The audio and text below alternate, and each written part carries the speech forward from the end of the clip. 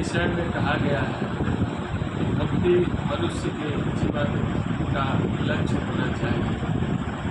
बाबा श्री श्याममूर्ति जी कहते हैं कि भक्ति पथ नहीं बल्कि भक्ति लक्ष्य है। तो बहुत सारे लोग मुक्ति मोक्ष को अपने जीवन का लक्ष्य बनाते हैं, परंतु भक्ति अगर जीवन का लक्ष्य बन जाए तो बाबा कहते हैं भक्ति मिल गई तो सब कुछ मिल गया। जितनी भी अनुभूतियाँ हैं इस पृथ्वी पर उसमें सबसे सर्वश्रेष्ठ अनुभूति भक्ति की अनुभूति को माना गया है। अब बहुत सारे संत महात्मा इस पृथ्वी पर हुए जिन लोगों ने भक्ति के विषय में अपने अपने ढंग से व्याख्या की। एक हुए हमारे शंकराचार्य, बहुत ही पहुँचे हुए संत थे। शंकराचार्य ने 5 तरह की भक्ति को भक्तों को 5 श्रेणी में बांटा। पहला है तामसिक भक्ति। तामसिक भक्ति का मतलब होता है दूसरे का हानि और अपना फायदा। दूसरे का हानि का मतलब हुआ कि उनका ऐसा हो जाए, लॉस हो जाए तो परमात्मा हमको ऐसा हो जाता है, वे हार जाते तो मैं जीत जाता। तो जिनके लिए हार की दुआ की जा रही है उनके लिए भी तो परमात्मा है। मतलब ये जो भक्त होते हैं ये तामसिक भक्त की श्रेणी में आते हैं। दूसरे का घाटा अपना फायदा, दूसरे का नुकसान और अपना मुनाफा के बारे में सोचते हैं, लेकिन ये भी भक्त है, इसको तामसिक भक्त कहा जाता है। दूसरा होता है सात्विक भक्त। सात्विक भक्त जो होता है वो इज्जत, शोहरत, धन मांगता है, इसके लिए बहुत धाम करता है, यहाँ जाता है, वहाँ जाता है, 4 धाम जाता है, 6 धाम जाता है, 200 धाम जाता है। भारत के सब धाम तो जाता है, साथ ही साथ विदेश में भी कहीं अगर है कोई धाम तो वहाँ भी चला जाता है और एक ही कामना करता है कि परमात्मा हम विधायक बन जाते, हम MP बन जाते, हमको ये धन मिल जाता, हमको वो धन मिल जाता, इज्जत शोहरत मांगता।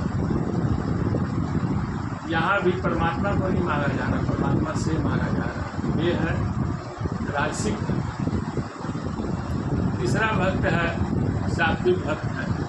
सात्विक भक्त ऐसा भक्त होता है कि अपने जीवन भर तो परमात्मा का नाम लेता नहीं, केवल अपना मुनाफा, अपना फायदा, अपने बारे में केवल सोचता है। एक समय के बाद जब शरीर साथ नहीं देता है तो कमाना बंद कर देता है। शरीर तो साथ दे नहीं रहा, धर्मोपार्जन तो कर नहीं पा रहा, तो परिवार वाले उसको पूछते नहीं।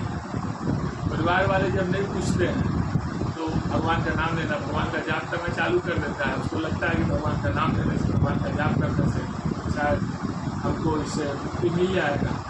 अगर परिवार वाले पूछने लगे तो भगवान का नाम लेना, जाप करना भी छोड़ देगा। उस बात तो हुआ राजसिक भक्त, और हमेशा बोलेगा, अगर जब उसका दुखी मन रहेगा तो बोलेगा कि भगवान हमको आप उठा लेते हैं, अब जीने का मन नहीं कर रहा है। वो भी भक्त है, उसको कहा जाता है सात्विक भक्त।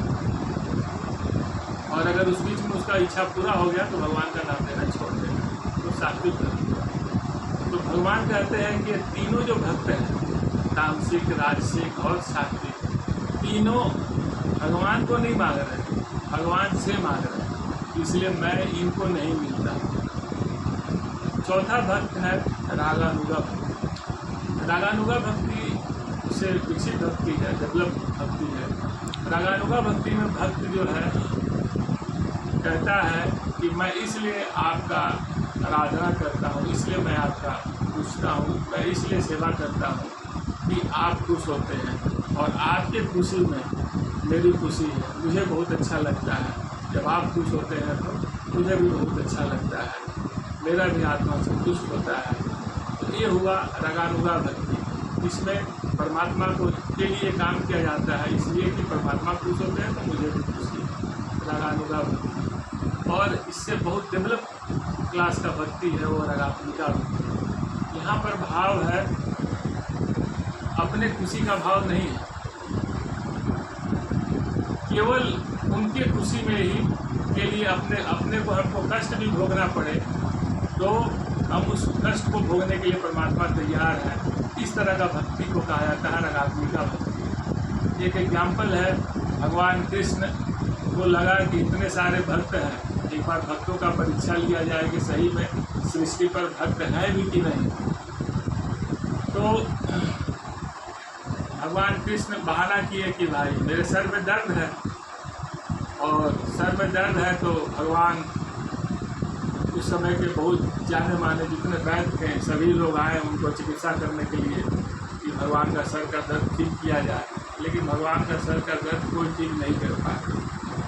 तो हुआ कि नारद जी को बुलाया गया, एक से एक वैद्य जो है सभी लोग चिकित्सा किए लेकिन किसी से ठीक नहीं हुआ सर दर्द। अब नारद जी आप ही भगवान से पूछिए कि कैसे सर दर्द उनका ठीक होगा। नारद जी पूछे भगवान से कि भगवान आप तो त्रिकालदर्शी हैं, आप तो साक्षात भगवान है, परम पिता परमेश्वर है, अब आप ही बताइए कि आपकी इस बीमारी का इलाज कहाँ है। भगवान कहते हैं, भगवान कृष्ण कहते हैं कि अगर किसी भक्त का चरण का धूलि अगर मेरे सर पे लगा दिया जाए तो मेरा सर दर्द ठीक हो जाएगा। नारद जी निकलते हैं, पूरे विश्व ब्रह्मांड में खोजते हैं, भक्त को बोलते हैं कि भाई भगवान का सर में बहुत दर्द है, अगर कोई भक्त अगर अपने चरण का धूलि अगर दे देगा और उनके सर पे लगा दिया जाए तो उनको सर दर्द ठीक हो जाएगा। लोग बोलते हैं ना ना ऐसा नहीं हो सकता है, ऐसा कैसे होगा, अपने चरण का धूलि भगवान के सर पे, भले उनका सर दर्द दे रहा तो उसके लिए हम अब नर का वासी तो नहीं ना होंगे। लोग अपने चरण का धूलि देने के लिए तैयार नहीं होते हैं। धीरे धीरे वृंदावन की तरफ नारद जी जाते हैं और वहाँ पर लोगों को बताते हैं कि भगवान के सर में बहुत दर्द है और अगर कोई भक्त अपने चरण का धूलि दे दे और उनके सर पे लगा दिया जाए तो उनका सर दर्द ठीक हो जाएगा। तो वृंदावन के भक्त जो है वो राजी हो जाते हैं अपने चरण का धूलि देने के लिए।